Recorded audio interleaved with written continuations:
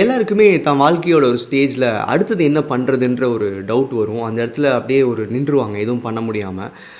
நான் லைஃப்பில் ஸ்டக் ஆகிட்டேன், அடுத்தது வந்து எனக்கு எப்படி மூவ் ஆகுதுன்னே தெரியல, என்ன பண்ணுறதுன்னு தெரியல, எனக்கு என்ன உண்மையிலே தேவைன்னு தெரியலன்ற அந்த ஒரு சுச்சுவேஷன் எல்லாத்துக்குமே வந்திருக்கலாம். இப்போது என்னோட எக்ஸாம்பிள் நான் சொல்கிறேன். ஒருவேளை நான் இந்த மாதிரி லைஃப்பில் ஒரு இடத்துல நான் ஸ்டக் ஆகிட்டேன், நான் அடுத்து என்ன பண்ணுறதுன்னு தெரியலனா நான் என்ன பண்ணுவேன்னு சொல்கிறேன். இது என்னுடைய பர்சனல் எக்ஸ்பீரியன்ஸ். இதை தாண்டி இந்த மாதிரி நம்ம லைஃப்பில் ஒரு இடத்துல அடுத்து என்ன பண்ணுறதுன்னு தெரியாமல் நிற்கிறதுக்கு உண்டான மன ரீதியான காரணங்களையும் நம்ம டிஸ்கஸ் பண்ணலாம். அதை எப்படி நம்ம வெளியே கொண்டு வரதுன்றதை ஃபர்தராக பார்க்கலாம்.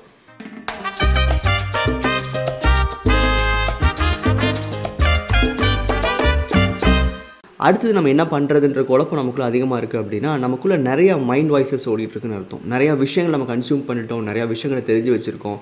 இல்லை இப்போ லைஃப்பில் நடக்கிற எல்லா விஷயத்தையும் ஒன்றா எடுத்துக்கிட்டு இது எது எனக்கு தேவை எது எனக்கு தேவையில்லைன்ற ஒரு அண்டர்ஸ்டாண்டிங் இல்லாமல் இருக்கும்னு அர்த்தம். அப்போது நம்ம மைண்டில் என்ன தான் ஓடுதுன்னு சும்மா உட்காந்து நம்ம கொஞ்ச நேரம் சிந்தித்தோம் அப்படின்னா கண்டிப்பாக அந்த சிந்தனைகளை வந்து ஒரு விஷுவலாக பார்க்க முடியாது. எல்லாமே வந்து ஒரு 5 செகண்ட்ஸ் 10 செகண்ட்ஸில் மறைஞ்சிட்டே இருக்கும். அதனால தான் நமக்கு வந்து உண்மையிலேயே எதை செலக்ட் பண்ணுறதுன்னு தெரியாது, எங்கே போகிறதுன்னு தெரியாது.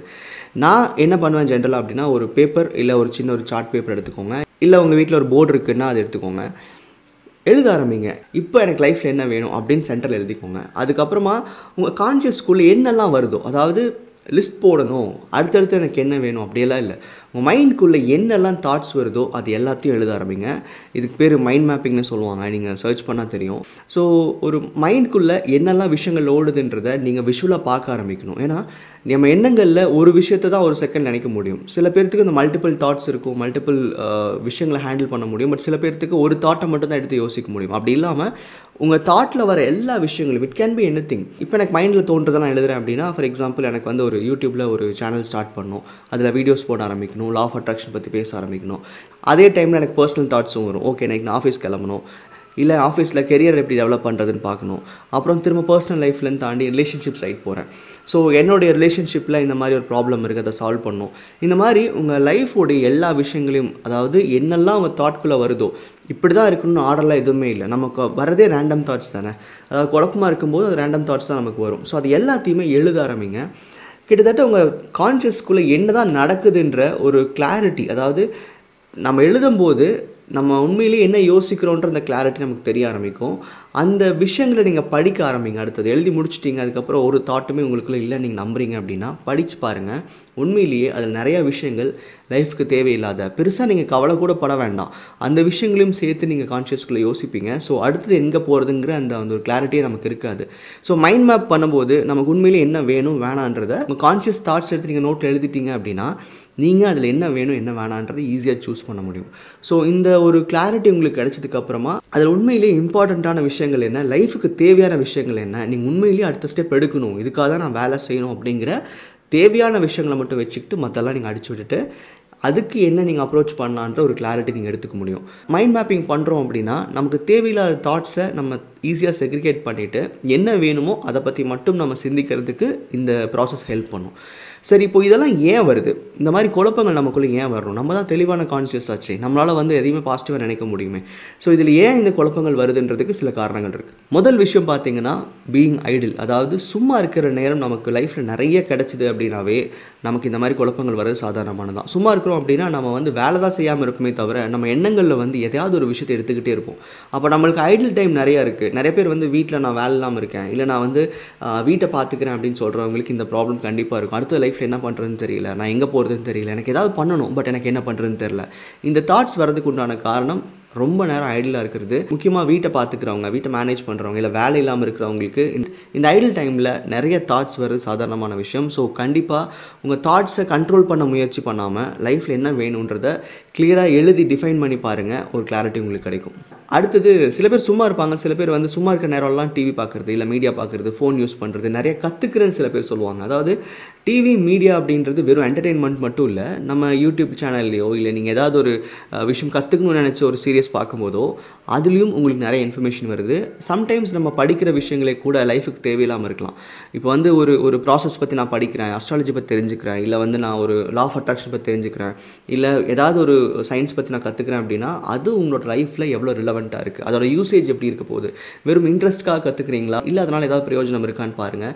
நிறைய நேரங்களில் நம்ம மீடியா அப்படின்றது வெறும் மீடியா மட்டும் இல்லை, நம்ம தேவையில்லாமல் கற்றுக்கிற சில விஷயங்கள் கூட நமக்கு இது சரியாக இருக்குமா அது சரியாக இருக்குமான்ற தாட்குள்ளே கொண்டு போகும். ஸோ மீடியா அண்ட் தேவையில்லாத லேர்னிங் ஏதாவது நீங்கள் பண்ணிருந்தீங்க அப்படின்னா அதை நிறுத்திட்டு லைஃப்க்கு என்ன வேணுமோ அதை டிஃபைன் பண்ண ஆரம்பிங்க.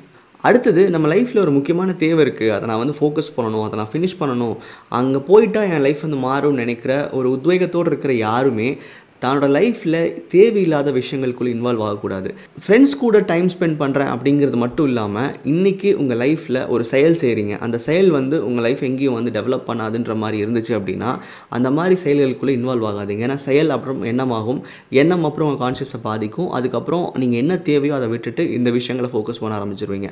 ஸோ நிறைய ஃப்ரெண்ட்ஷிப், அந்த ஃப்ரெண்ட்ஷிப் வந்து காரணம் இல்லாமல் இருக்கலாம், நிறையா வந்து இன்ட்ரெஸ்டிங் குரூப்ஸ் இருக்கலாம், அந்த குரூப்ஸில் இன்ட்ராக்ட் பண்ணுறது, இல்லை ஒரு ஃபாரமில் ஜாயின் பண்ணிவிட்டு அதுக்கு அந்த காஸ்க்காக சப்போர்ட் பண்ணுறது, இதெல்லாம் உங்கள் லைஃப்பை எங்கே வந்து கேரி பண்ணணும்னு பாருங்கள்.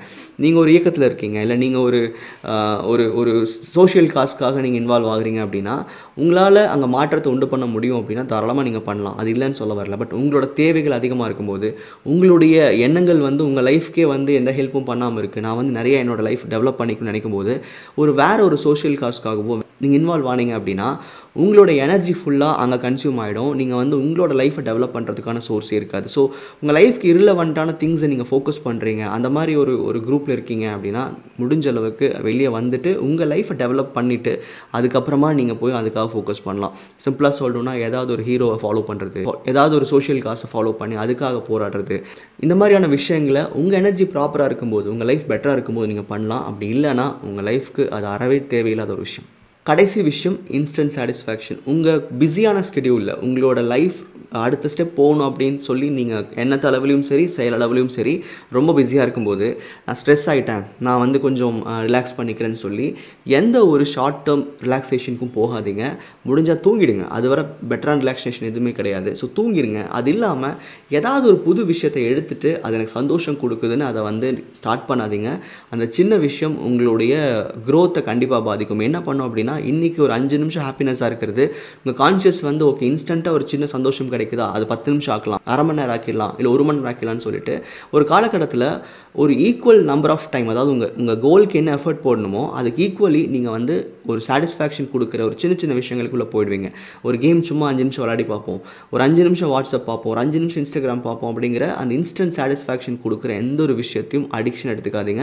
நான் நிறைய இடத்துல சொல்லியிருப்பேன், ஸ்மோக்கிங் ட்ரிங்கிங் எல்லாம் நீங்கள் பேட் ஹேபிட் நினச்சிங்கன்னா அதை விட ஒரு ஒர்ஸ்டான ஹேபிட் அப்படின்றது சின்ன சந்தோஷங்கள் பின்னாடி போகிறது. நீங்கள் சக்ஸஸ் ஆகி உங்கள் லைஃப்பில் வந்து ஒரு பெட்டரான ஸ்டேட்டில் இருக்கும்போது உங்களுடைய சந்தோஷம் வந்து பர்மனெண்ட் ஆனதுன்றதை உங்கள் கான்ஷியஸ் சொல்லிக் கொடுங்க. இந்த சின்ன சின்ன சந்தோஷங்கள் வந்து லைஃப் எங்கேயும் டெவலப் பண்ணாது, அதே சமயம் உங்கள் நேரத்தையும் அதிகமாக வீணடிக்க தான் போகுது. ஸோ இனிமேல் ஒரு இடத்துல ஸ்டக் ஆகிட்டேன், நாங்கள் வந்து வெளியே வர முடியல, எனக்கு என்ன பண்ணுறேனே தெரில அப்படின்னா ஃபஸ்ட்டு நீங்கள் என்ன யோசிக்கிறீங்க, உங்கள் சிந்தனைகள் என்னன்றதை கிளியராக ஒரு நோட்டில் ஃபுல்லாக எழுதிடுங்க. பெரிய பெரிய பேராகிராஃப் வேணால் குட்டி குட்டி வேர்ட்ஸாக எழுதிடுங்க.